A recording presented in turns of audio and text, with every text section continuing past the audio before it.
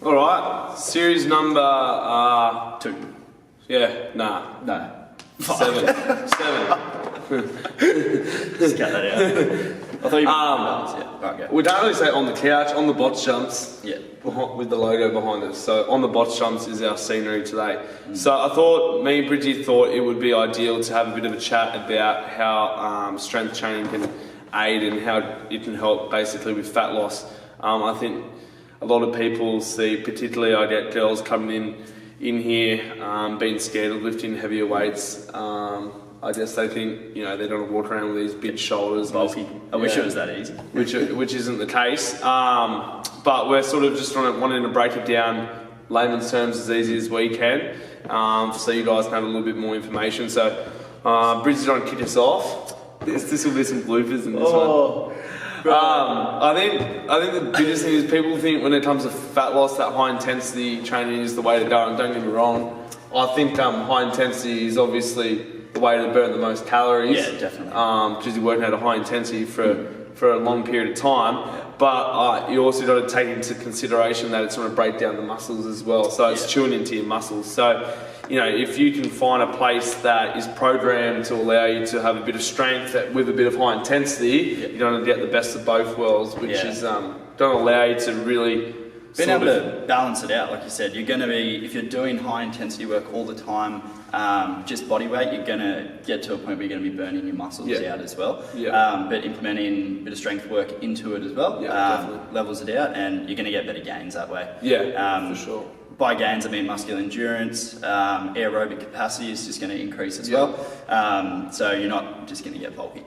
Yeah, for sure. I think I've been a victim of that, and I know a couple of the boys, Toby, one of our members as well, has been a victim of thinking that, you know, for weight loss it's just high intensity, and, you know, 8 weeks down the track we can't even deadlift 80 kilos, we can't even deadlift our body weight. So strength gains just so having a bit of a balance of everything is the key. And I guess, you know, the more muscle you have, the larger engine you have, which means you're allowed to burn more fat too. Which is ideal. Definitely. No, I agree, 100%.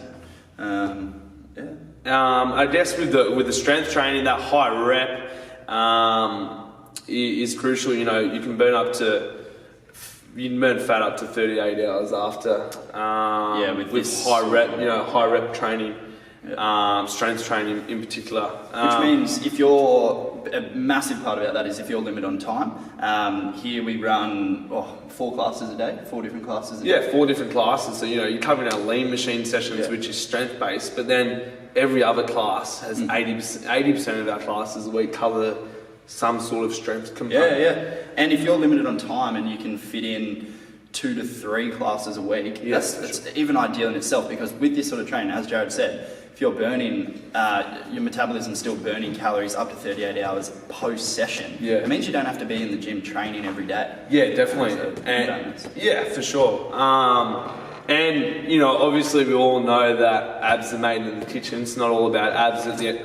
But diet is the key. So, you know, a little bit of consistency with your diet, whether you get an app to track your calories. I use Nikki Saliba personally for my nutrition, for my performance. I find her really helpful, and it's something that easy to follow, and she's quick to, you know, communicate back with me. But, you know, eating whole foods is a good way to really help burn that fat. But just to start off, if you're trying to, firstly you've got to have a goal in place, what you want to do, whether you want to lose weight, you want to gain weight. Finding out your total daily energy expenditure is the first thing you need to do. Type in on Google, there's so many different links, you just pop in a bit of information. It'll tell you how many calories you need to be consuming per day to maintain where you're at. If you want to put on weight, obviously you need to be in a calorie surplus, so meaning you need to factor in, you need to be having 500 plus more calories a day than what it is to maintain.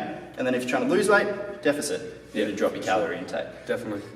That's sort of our view, breaking it down as easy as we can for you guys, on you know, fat loss and how strength training can really guide you in the right direction with your fat loss journey or your health and fitness journey. Yeah, for sure. Come in here, have a go at the classes. Yeah, and definitely. See what we're talking about, and diet's the main one and as stay well. away from those scales. Stay away from those scales. They're not trustworthy. All right, cheers, guys. Thank you. Thanks.